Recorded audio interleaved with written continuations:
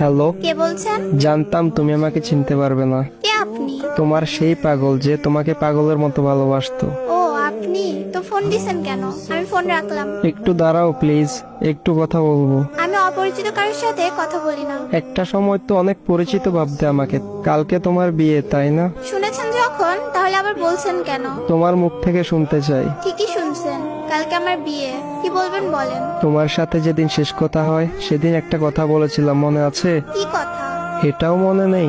বলেছিলাম যেদিন তোমার বিয়ে হবে সেদিন এই দুনিয়া থেকে হারিয়ে যাব। শুধু শুধু পাগলামি করবেন না। সত্যি আমার কপালটা একবারেই খারাপ।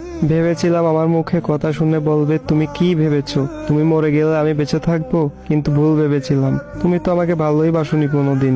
জানো, আমি একবারে একা হয়ে গেছি, বাসা থেকে চলে এসেছি।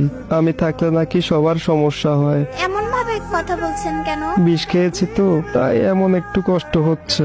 সমস্যা নাই, একটু পরে নিশ্চুপ হয়ে যাব। কি কেন এমন করছো?